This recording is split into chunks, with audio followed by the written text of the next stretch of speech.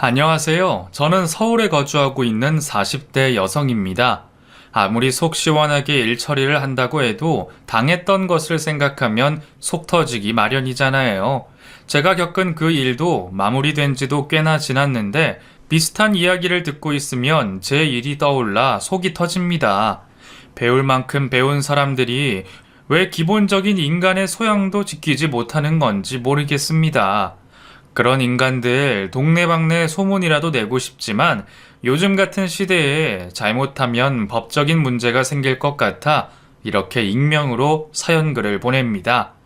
저는 근면성실한 부모님과 사랑이 넘치시는 할머니 슬하에서 자라왔습니다.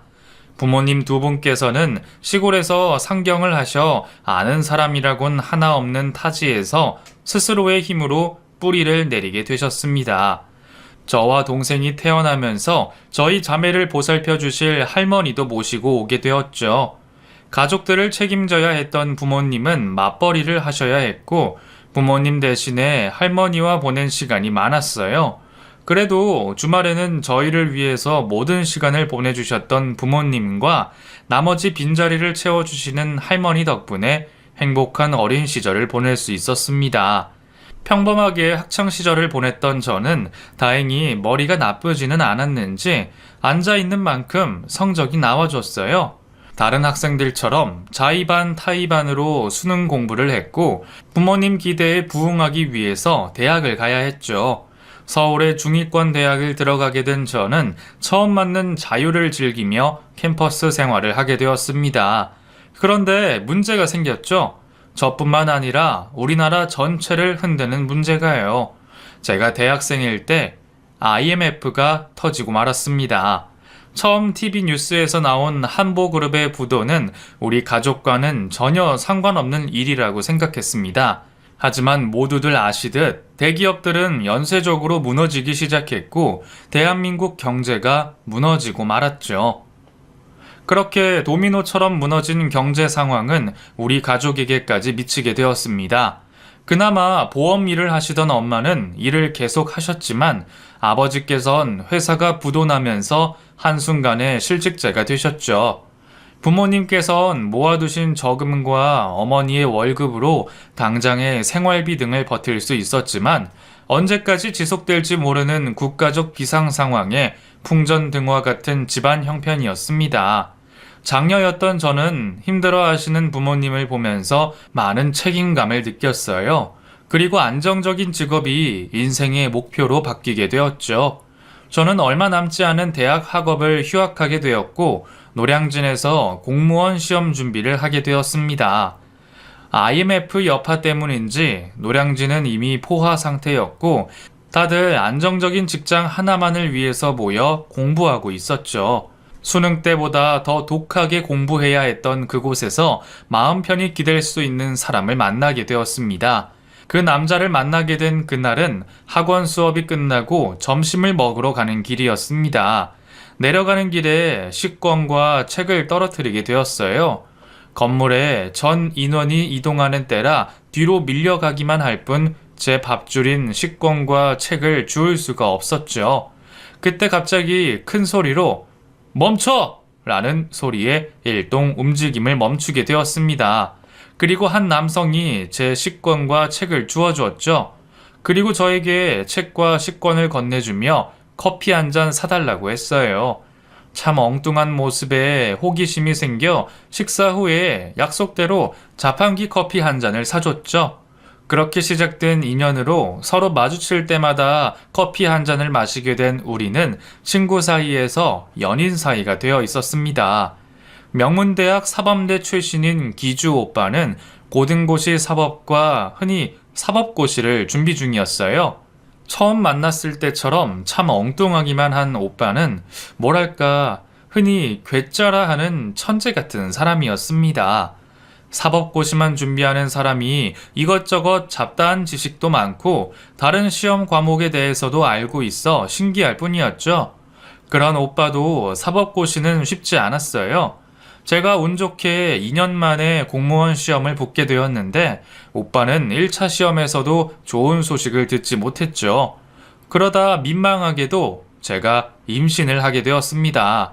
물론 저야 공시 합격으로 남은 대학 학기만 마무리하면 되었지만 오빠는 고시를 준비 중이다 보니 제가 고민이 많았어요.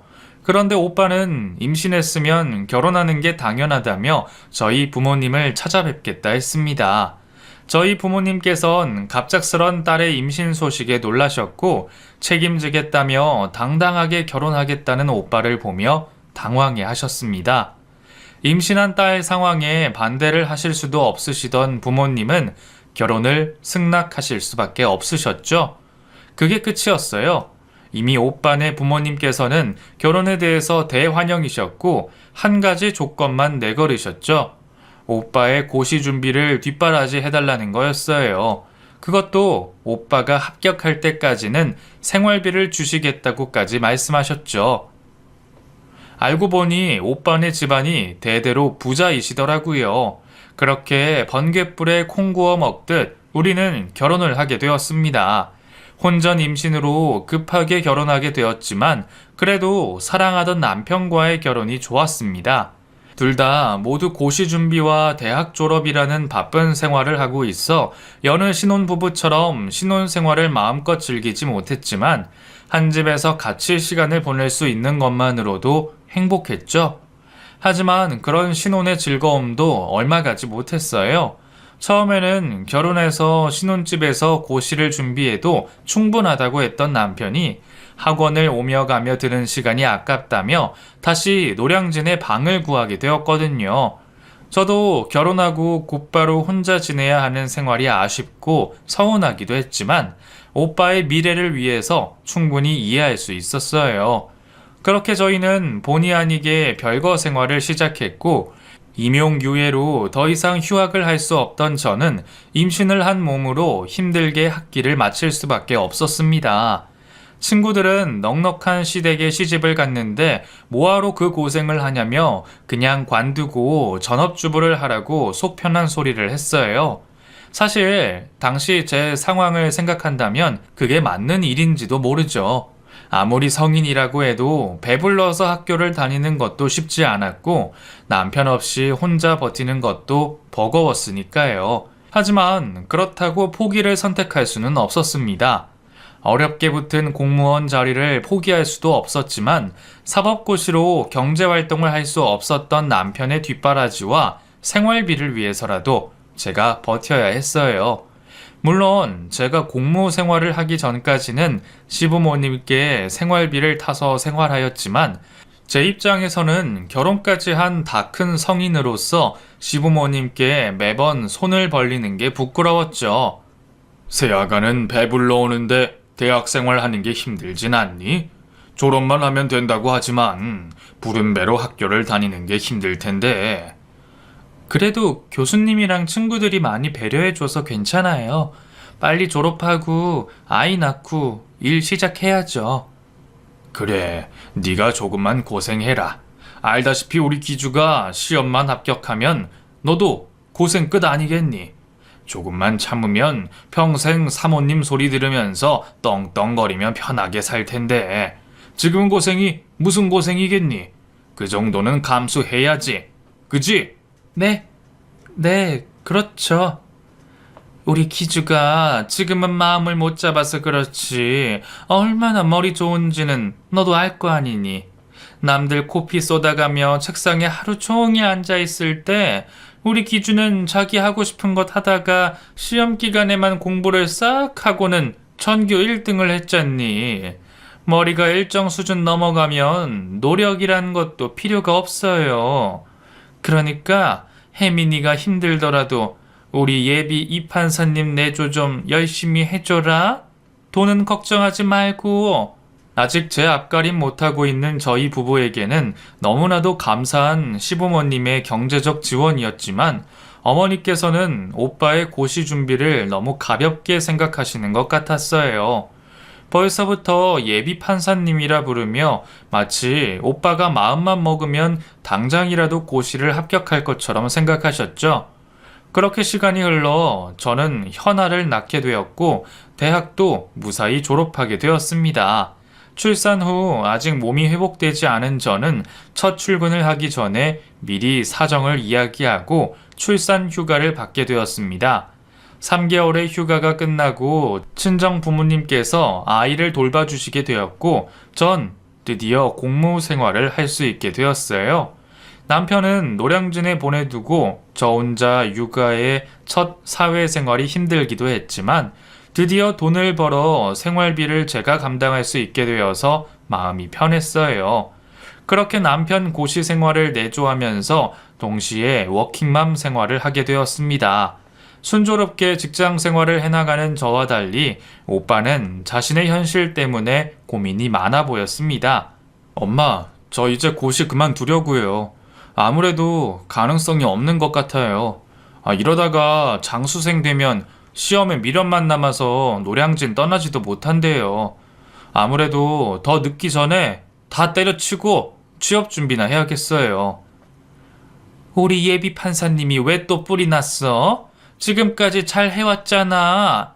한 번에 붙는 시험이면 사람들이 고시고시 하겠어?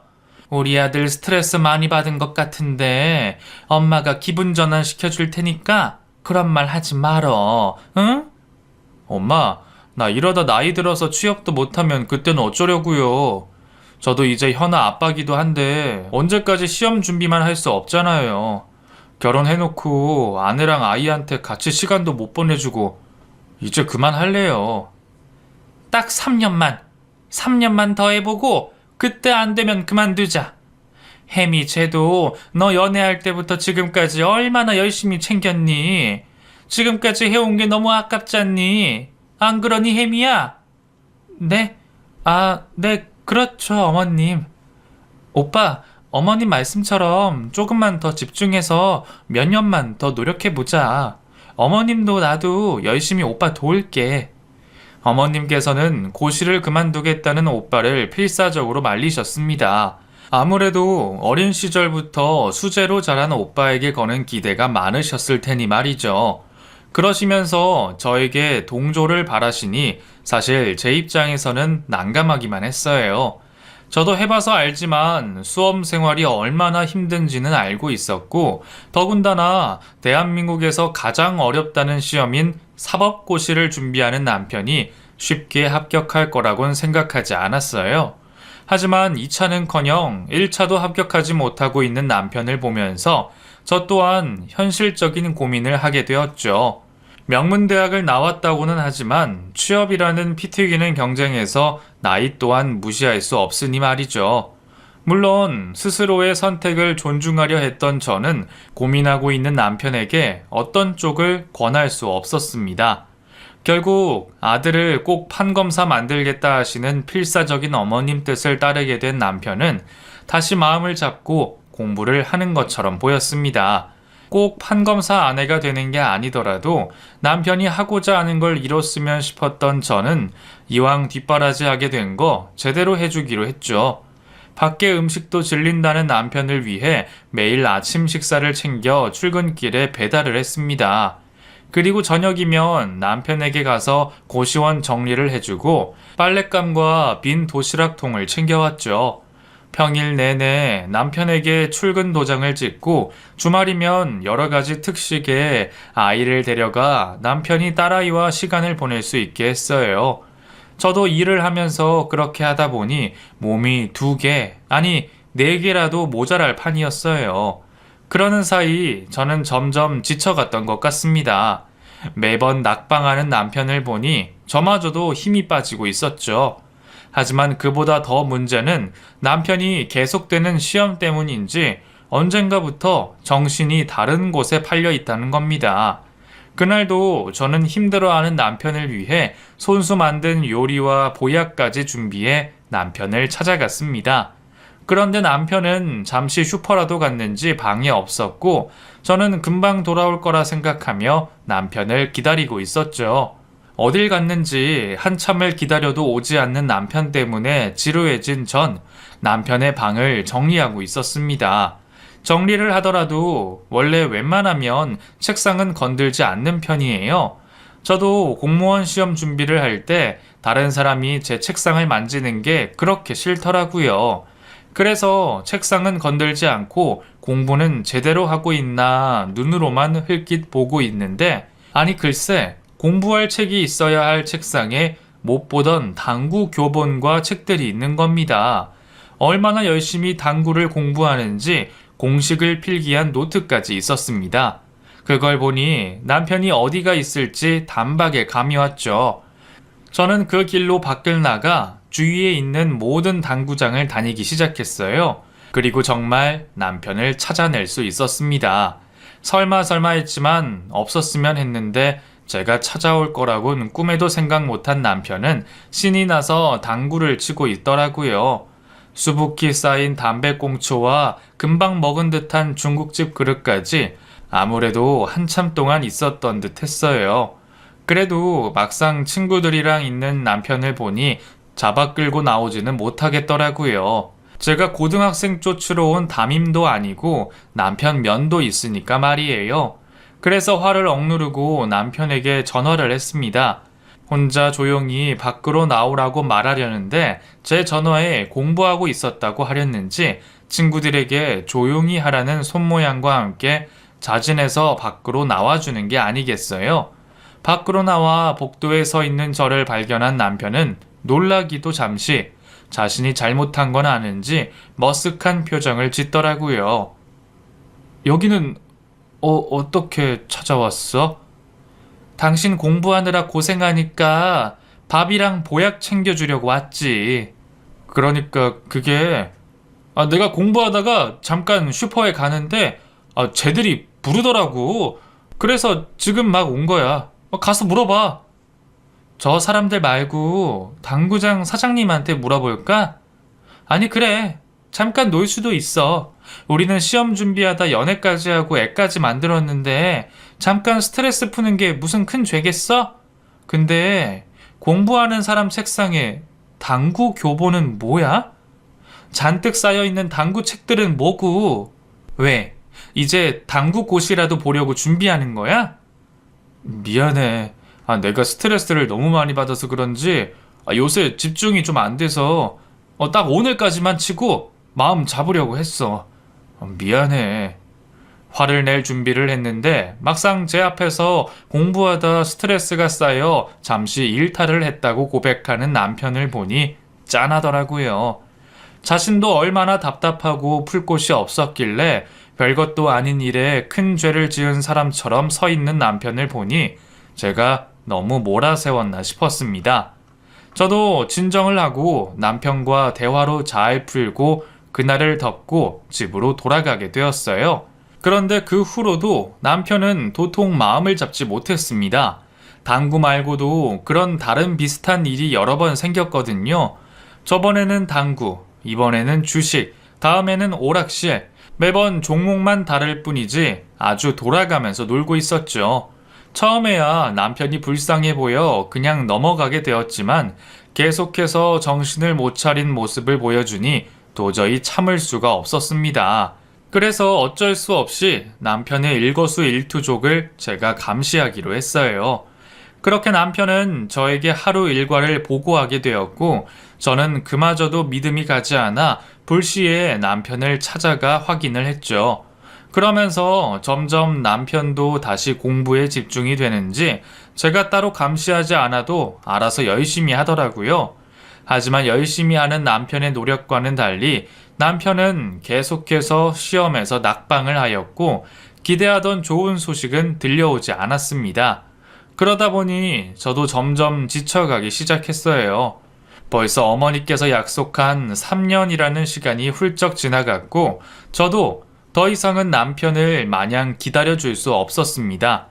경제적인 이유나 다른 것들도 문제였지만 딸아이의 정서를 생각해서라도 좋지 않다고 생각됐었어요. 언제까지 기다려야 할지 모르는 상황에 지금이라도 현아 옆에 아빠라는 존재가 있어야 했죠. 그래서 한참의 고민 끝에 제가 먼저 남편에게 말을 꺼내게 됐었습니다. 오빠, 이제 충분히 도전하지 않았어? 이제 그만 포기하는 게 어때? 취업이라도 하려면 지금이 마지막 기회일지 몰라. 더 늦으면 취업도 힘들 거야. 갑자기 왜 그런 말을 해? 왜? 지금이라도 시험 그만두라는 거야? 나한테 가망이 없어 보여서? 내가 능력이 모자라 보여서? 오빠가 공부 더 하겠다 하는 건 문제가 되지 않는데, 우리 현아한테도 이젠 아빠의 존재가 필요해. 지금까지야 애가 어려서 이렇게 지냈다고 해도 현아도 이제 아빠를 찾고 다른 가정이랑 다르다는 걸 알아가고 있잖아. 언제까지 이렇게 따로 살면서 아이한테 빈자리 만들 거야? 아니면 시험 준비를 하더라도 집에 들어와서 하면 안 될까? 무슨 소리야? 집에 애도 있는데 집에서 무슨 공부가 되겠어? 그래. 나도 물론 현아도 중요한 거 알아. 나도 현아 많이 보고 싶고. 그런데 그렇다고 어떻게 시험을 포기해? 나도 이제는 포기 안 돼. 지금은 너무 늦었어. 요즘에는 인터넷으로 강의도 있고 집에서 공부할 방법도 많잖아. 오빠는 왜 자꾸 본인 생각만 해? 나도 직장 다니면서 오빠 뒷바라지에 집안 살림, 현아까지 혼자 챙기고 이제는 정말 한계야. 결혼 전에 3년, 결혼하고 벌써 5년이야. 내가 오빠 판검사 되겠다는 걸 반대하는 게 아니야. 그냥 이제 아이도 있는 입장에서 뭐가 더 중요한지는 저울질 해봐야지. 안 돼. 그만두더라도 지금은 아니야. 리듬도 좋고 느낌도 온단 말이야. 이 정도면 1차는 그냥 합격이야. 그리고 2차? 2차는 전부 주관식인데 올해한 내가 더 유리하지. 안 그래? 당신 힘든 거 나도 알아. 하지만 조금만 기다려줘. 그리고 말릴 거면 내가 그만둔다고 할 때 말했어야지. 이제 와서 이러는 건 아니지. 남편은 이번에는 정말 합격할 자신이 있는지 3년 전과는 다른 태도를 보였습니다. 이번엔 절대 포기 못한다 했죠. 하지만 저도 이전과는 전혀 다른 이유가 있었기에 남편을 마냥 지지할 수 없었습니다. 아마 저에게 아직 아이가 없었더라면 남편의 고시 뒷바라지를 계속할 의향이 있었어요. 하지만 이건 저와 남편뿐만이 아니라 제 딸아이가 걸린 문제였습니다.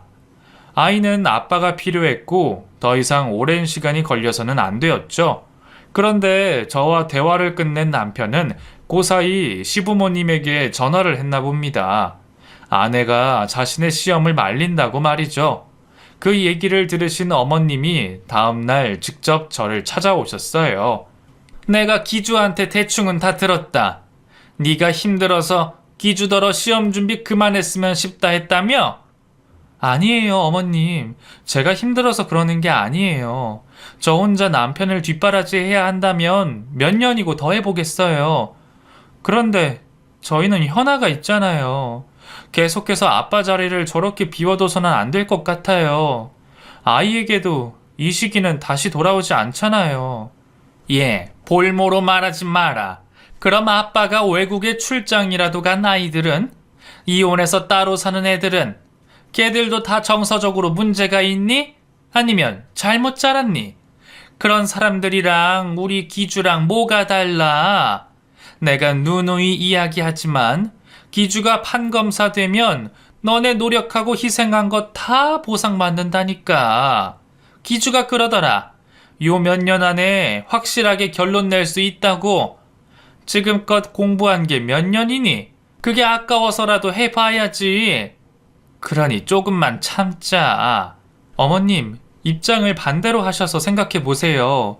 오빠랑 현아를 바꿔서 생각해 보시라고요.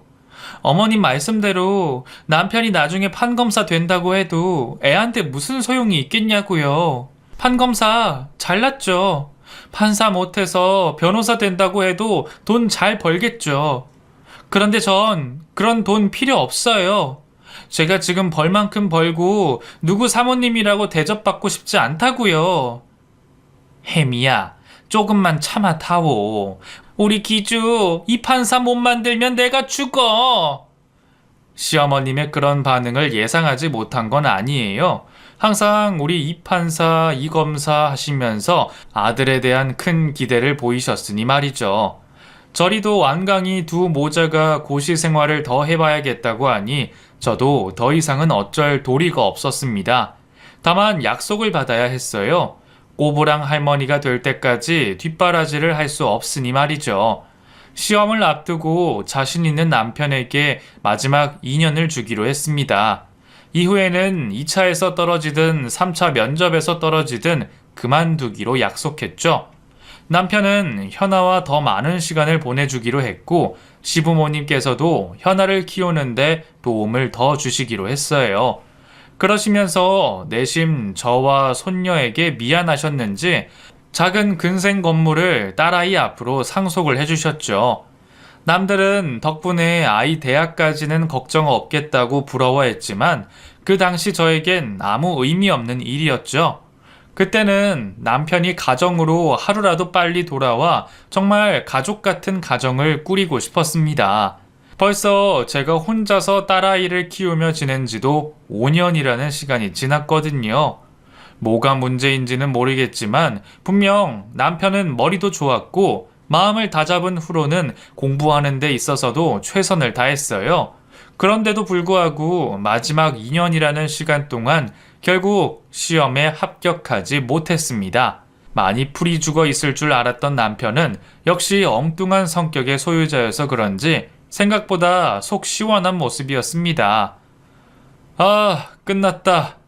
법이라면 이제 지긋지긋하다. 당신 고생 많았어. 이제 내가 취업이나 빨리 할게. 오빠, 정말 괜찮은 거 맞아? 나 때문에 괜히 괜찮은 척 하는 거야? 아니, 나 벌써 앞으로 어떻게 살지 정해놨어. 마지막 시험 치르고 결과 나오기 전에 미리 다 생각해 놨거든. 나 전공 살려서 선생님 하려고. 뭐? 선생님? 응. 내 나이에 경력직도 아니고 신입으로 어떻게 입사를 해. 나야 졸업하면서 전교사 자격증도 있으니 임용만 바로 준비하면 되니까. 어차피 고시방도 아직 기간도 남았고 임용은 고시에 비하면 껌이야 껌. 또다시 수험생 뒷바라지라니 뒷목이라도 잡고 싶었지만 남편 말이 영 틀린 말은 아니었습니다. 당시 취업난이라며 대학 졸업을 미루고 군대로 가는 사람이 미어 터질 만큼 취업이 쉽지 않았고 더군다나 남편은 오랜 고시 준비로 이력서에 그 흔한 봉사활동마저 적을 수 없을 만큼 경험이 없었습니다. 그리고 무엇보다 남편의 전공이기도 했고 고시에 비하면 현실성 있는 도전이라 저도 한결 마음이 편했습니다. 물론 시부모님께서는 귀한 아들 판검사 포기하게 되자 실망이 이만저만 아니셨지만 어쩌시겠어요. 되지도 않는 시험 끝까지 밀어붙일 수도 없었고 1년이라도 빨리 아들을 사회인으로 만들어야 했으니 말이죠. 그렇게 남편은 임용고시를 준비했고 남편도 자신 있는 시험이라 그런지 엄청나게 열정적인 모습을 보여줬어요. 여보, 이제 굳이 찾아오지 마. 임용도 경쟁률 때문에 어렵다고는 하지만 고시 정도는 아니니까. 이번에는 나도 꼭 합격해서 내 인생 새 출발하도록 노력할 테니까 당신은 집에서 현아 잘 돌봐줘. 나 이번 시험은 전력을 다해서 준비하려고 하니까. 알겠지? 그래도 당신 밥이나 생필품 같은 건 내가 챙겨줘야지. 그리고 현아 데려가서 보는 김에 만나면 당신도 머리 식히고 좋잖아. 아니야. 나도 이제 정말 막다른 길이잖아. 당신이랑 현아한테는 미안하지만 정말 이번에 죽을 만큼 열심히 해야 해. 우리 1년만, 딱 1년만 참자. 그 다음엔 내가 결과로 보상해 줄게. 남편 입에서 이 정도로 기합이 들어간 적이 없었는데 남편도 이제서야 정신을 차렸는지 그 어느 때보다 의지가 넘치더라고요. 남편이 저렇게까지 이야기하는데 겨우 1년을 가지고 남편을 회방 놓을 수는 없었습니다. 그렇게 1년 동안 남편 말처럼 남편에게 쉽게 찾아가지도 못하고 멀리서 응원만 하게 되었죠. 응, 오빠, 오랜만에 전화했네? 열심히 공부하고 있어? 아, 당연히 열심히 하고 있지. 아, 나 헬스장 좀 끊으려고 하는데 돈 좀 보내줄래? 헬스? 갑자기 웬 헬스? 아, 몇 년 계속 앉아있어서 그런지 요즘 허리가 너무 안 좋아서 아침에 조금 일찍 일어나더라도 운동을 좀 하려고. 아, 그래도 걱정하지 마. 공부는 아주 잘하고 있으니까. 그래, 잘 생각했어. 너무 운동 안 하는 것도 위험하지. 돈은 바로 입금할게. 그래. 그리고 나 영양제랑 보약 같은 거 내가 메시지로 보내줄 테니까 그것도 좀 사서 보내줘. 아, 그리고 용돈도 좀 더 보내주고. 아, 요즘에 입맛이 돌아서 그런가 내가 식비가 좀 많이 드네. 당신 공부만 열심히 하면 내가 뭐라도 못 해주겠어. 알았어, 고생해. 사랑해. 새로 하는 공부고 마음도 단단히 먹은 만큼 필요한 게 많은지 남편은 크고 작게 요구하는 것도 많아지더라고요. 그래도 남편이 자기 알아서 몸 챙겨가며 공부하니 내심 안심이 되었어요. 남편이 도와주지 않아도 된다 말했지만 저도 아내가 되어서 너무 손 놓고 있다 생각했거든요. 그런데 열심히 준비한 남편은 정말 아쉽게 임용시험에 떨어지게 됐었어요. 하필 그 해에 임용시험이 개선되면서 남편이 거기까지는 미처 준비를 하지 못했던 거죠. 그래도 아쉽게 떨어진 남편을 보니 다음번에는 꼭 합격하겠구나 확신이 들더라고요. 고시에 떨어질 때도 아쉬워하지 않던 남편은 이번 시험에는 정말 최선을 다했는지 충격을 받은 모습이었습니다. 아, 이번에는 정말 합격할 줄 알았어. 면접까지는 잘했는데 수업평가에서 아, 대학 졸업한 뒤로 계속 앉아서 공부만 했더니 앞에 나가서 가르치는 게 영 어색하네. 괜찮아. 준비 1년도 안 돼서 이 정도면 분명 내년은 꼭 될 거야. 미안. 조금만 더 고생해줘. 아, 근데 저 미안한데 나 머리도 식힐 겸 여행 좀 갔다 오려고 하는데. 그럴 생각 있으면 미리 말하지. 날짜 빼려면 현아 어린이집에 미리 이야기해야 하는데. 아니, 나 혼자 갔다 오려고. 아무래도 이번 일이 나한테 꽤 충격이라 혼자 머리 식힐 시간이 필요해서 그래. 한적한 산이나 바다 쪽으로 갔다 오려고. 그래? 그래도 오랜만에 여유인데 우리랑도 같이 보내주지. 미안. 다음에 합격하면 그 기념으로 우리 길게 현아랑 여행이나 다녀오자. 알았어. 혼자 여행 가겠다는 남편의 말에 섭섭하기도 했지만 또 그런 남편의 마음이 이해가 가기도 했어요. 저도 직장 다니고 아이 키우다 보면 어느 날 문득 혼자 머리나 식힐 겸 여행을 가고 싶었으니 말이죠. 그렇게 머리를 식히고 온 남편은 다시 임용을 준비하게 되었죠. 그러다 남편의 생일을 맞아 제가 찾아가게 되었습니다. 지난번 생일에는 공부해야 한다며 만남을 거절하는 바람에 제대로 축하를 못 해줬거든요. 물론 시험으로 예민한 남편이지만 이런 깜짝 생일 선물은 기분 전환으로 이해해 줄 거라 생각했습니다. 그런데 허무하게도 남편이 방에 없더라고요. 이 시간에 방에 없는 걸 보니 저는 남편이 밥이라도 먹으러 갔나 싶었습니다. 전화를 해도 받지 않는 걸 보고 결국 방에서 남편이 돌아오기를 기다리기로 했죠. 오랜만에 와보니 다시 예전 기억이 나는 게 이번에는 무슨 다른 딴짓을 안 하나 싶어 방을 둘러보게 됐었어요. 고시생 생활도 오래 해서 그런지 이번에는 제가 손대지 않아도 깔끔하게 지내는 것을 보자 정말 남편이 철이 들었구나 싶었어요. 그렇게 좁은 방을 둘러보던 저는 순간 이상한 것을 발견하고 말았습니다. 남편의 옷장에 피임 도구가 여러 박스가 있는 거예요. 설마 하며 직접 제 손으로 꺼내본 물건은 분명 남성 피임 도구였죠. 공부하는 방에 엉뚱한 그 물건을 본 저는 어리둥절했습니다. 남편에게 이전에도 여자 문제가 있었다면 저도 바로 눈치를 차렸겠는데 그동안 공부 때문이면 몰라도 한 번도 여자 문제는 없던 남편이라 저도 바로 그 생각을 하지는 못했어요. 하지만 여자의 촉이라는 게 있는지 갑자기 이상한 생각이 들더라고요. 혹시나 싶어 쓰레기통을 뒤져봤는데 하필 거기서 이미 사용한 피임 도구와 여성의 머리카락, 여성 용품들이 보이는 겁니다. 저는 그제서야 그것들이 무슨 상황인지 알게 되었습니다. 너무 당황스럽고 놀란 저는 놀라기도 했고 남편이 들어올까 싶어 급히 방을 나와 제 차 안으로 갔습니다. 겨우 진정을 하고 생각을 해보려는데 그제서야 이상한 점들이 생각이 났어요. 이래서 나보고 공부방으로 찾아오지 말라고 했구나 싶었고, 그동안 이런저런 명목으로 달라던 용돈들이 생각이 나더라고요. 우선은 집으로 돌아가 고민에 잠겼고 남편의 외도를 정확하게 확인해야겠다고 생각이 들었습니다. 연가까지 사용해 남편이 학원을 간 사이 방을 샅샅이 뒤지게 되었고, 두 년놈들이 언제부터 만나게 되었는지 알 수 있는 편지를 보게 되었습니다. 이미 고시를 끝내기 전부터 절 속이며 만나오고 있었죠.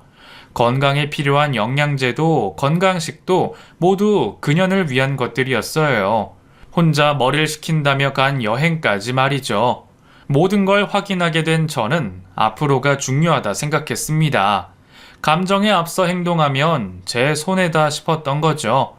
남편이 사법고시 합격은 실패했지만 법전은 달달 외운 사람인데 괜히 폭행이니 명예훼손이니 걸고 넘어지면 골치 아플 텐데 뛰어 올라가서 난리치고 이혼해봤자 두 년놈들에게만 좋을 짓이다 싶어서 일단은 꾹 참고 집으로 돌아갔습니다. 며칠을 고민하다 보니 이런 결론이 나더라고요. 아무리 생각해도 제가 남편과 이혼하지 않을 순 없었고 어차피 이혼할 거라면 돈이라도 왕창 뜯어내야겠다 싶었습니다. 지금까지 남편에게 희생한 내 인생과 앞으로 아빠란 존재를 모르고 자라야 할 우리 딸아이를 생각하면 당장에 때려 죽여도 모자라지만 저는 우리 모녀의 앞날을 위해 현실적으로 생각하기로 했어요. 그나마 당장 헤어지더라도 딸아이가 시어머니에게 받은 건물만으로도 앞으로의 걱정은 없었지만 제가 괴롭혀야 하는 사람은 남편이니까요. 결국 저는 이혼 전문 변호사를 찾아가게 되었죠. 변호사님을 만나보니 그동안 남편과 시모가 왜 그렇게 고시에 목숨을 걸었는지 알게 되었습니다. 제대로 사건 상담만 받는데도 돈이 엄청 깨지더군요. 그래도 법 공부를 한 남편에게 제가 완벽한 복수를 하려면 어쩔 수가 없었습니다. 당장이라도 이혼 소송을 할 수 있었지만 저는 충분한 증거를 모으면서 좀 더 기다리기로 했습니다. 이왕이면 남편이 가장 행복해할 때 모든 걸 빼앗고 싶었거든요. 어차피 별거 아닌 별거 생활에 남편과 부딪힐 일도 없었고 남편은 자신의 외도를 제가 안다고 생각하지 못했으니 대놓고 증거를 모으기로 했죠. 10년 동안 남편 뒷바라지를 하며 일 처리도 제가 대신해 왔기에 저는 남편의 모든 비밀번호를 알고 있었고 덕분에 SNS, 메시지 등으로 손쉽게 합법적인 증거를 모을 수 있었습니다. 하지만 그것만으로는 부족할 것 같아 남편 뒤를 밟으면서 CCTV들도 확보하게 되었죠. 그 사이 남편은 불륜녀의 응원 때문인지 임용고시를 붙게 되었습니다. 결과가 나온 날 집으로 온다고 하길래 혹시 무슨 일이라도 있을 것 같아 우선 딸아이 현아를 친정에게 맡겼죠. 오늘로 끝장을 보자 싶어 저도 만반의 준비를 했는데 남편 놈은 뭐가 그리 급한지 집에 오자마자 저에게 대뜸 똥폼을 잡으며 말을 하더라고요. 이런 말 꺼내서 미안한데 나는 누군가한테 속해서 살 수가 없나 봐. 혼자 지내다 보니까 나 스스로 나에 대해서 좀 더 알게 됐어. 당신이 지금까지 날 위해서 노력하고 희생한 건 다 보상해 줄게. 그리고 원한다면 현아 당신이 데려가고 나 이혼하고 자유롭게 살고 싶어. 우리 이혼하자. 남편이 그간 고시에 떨어진 이유가 드라마를 많이 봐서 그랬나 봅니다. 어디 되도 않는 삼류 드라마 남자 주인공 놀이를 하고 있는지 남편은 뻘소리를 하며 제게 이혼을 요구했어요. 그 모습이 기가 찼던 저는 남편에게 코웃음 치며 답했죠. 잠깐, 상간녀 소송부터 해야지. 우리 순서대로 하자고. 당신을 위한 준비도 다 해놨으니까 너무 조급해하지 마. 나는 지난 10년 가까이 당신을 기다렸는데 당신은 뭐가 그리 급해? 상간녀라니? 무슨 말이야? 연기할 거면 제대로 하던가. 말은 왜 더듬어? 상간녀, 무슨 말인지 몰라? 너 바람난 거 다 알고 있다고. 설마 간통죄 없어졌다고 마음 놓고 있던 건 아니지? 나도 큰돈 들여서 변호사 만나고 왔으니까 괜히 법 몇 글자 안다고 개수작 부리지 마. 저는 당황해하는 남편 눈앞에 증거의 일부분을 보여줬습니다. 남편도 제대로 지킨 증거들 앞에서 할 말을 잃은 듯 했어요. 말했듯이 당신은 다음 차례야. 그러니까 차분히 기다려. 여기 내 명의 내 집이니까 내 집에서 당장 나가. 그리고 네 애인 걱정되면 가서 그 여자 법률 조언이라도 해주던가. 남편이 제게 이혼을 요구한 그날로 전 준비해왔던 상간녀 소송을 시작하게 되었습니다. 이미 처음부터 법률 조언까지 받으며 준비했던 소송이라 아무 문제될 게 없었어요. 다만 증거가 완벽한데도 시간이 걸리더라고요. 저야 모든 준비를 끝내고 차분히 기다리면 그만이었지만 다음 대상이 자신이라는 게 불안했는지 남편은 하루가 멀다 하고 전화가 왔죠. 그런 남편의 불안한 모습을 보자 저는 이때다 싶어 협박 아닌 협박을 하며 제 요구사항을 전했습니다. 나 무슨 일이 있어도 당신이랑 합칠 생각 없어. 뒷바라지에서 겨우 선생이라도 만들어놨더니 조강지 쳐버리고 딴짓거리 하는 놈이랑 무슨 희망을 갖겠어. 그런데 그렇다고 순순히 이혼해줄 생각도 없어. 무슨 말이야? 그럼 이혼을 못하겠다고? 당신 이제 곧 학교 들어가지 않아? 근데 들어가자마자 바람나서 이혼당한 늙은 초임 선생님이라고 소문이라도 나봐. 당신 그 소문 감당할 수 있겠어? 요즘 부모들 워낙 극성이잖아. 임용돼도 잘리는 거 금방일 텐데 말이야. 당신 지금 나 협박하는 거야? 편하게 생각해. 뭐 어쨌든 나도 당신 만나기 전으로 돌아갈 수도 없는데 10년 넘게 당신 뒷바라지 한 만큼은 받아야 하지 않겠어? 내가 당신한테 쏟은 것만 해도 1년당 1억씩은 될 텐데 안 그래? 뭐? 그럼 10억을 바라는 거야? 내가 그런 돈이 어딨어? 그럼 그냥 소문으로 유명한 선생님이 되던가. 어차피 나야 이러나 저러나 이혼으로 위자료 받을 텐데 난 더 손해볼 것 없어. 아직 당신한테 다 보여주지 않은 증거들도 넘치고 이혼은 내가 유리하니까 말이야. 어차피 당신은 유책 배우자라 이혼 소송 못하는 것도 알지? 칼자루는 내가 쥐었다 이 말이야. 순순히 이혼하지 않겠다는 제 엄포에 남편은 앞으로의 미래가 걱정이 되었는지 결국 제 요구 조건을 들어주는 쪽으로 결정했고 처음 말했던 10억까지는 아니었지만 그에 준하는 합의금을 받게 되었습니다. 그리고 상간녀 소송으로 위자료도 제법 받게 되었죠. 물론 돈으로 10년이라는 지난 세월을 갚을 수는 없지만 그것도 모두 제 선택이었고 현실적으로 그 정도면 잘 되었다고 생각했습니다.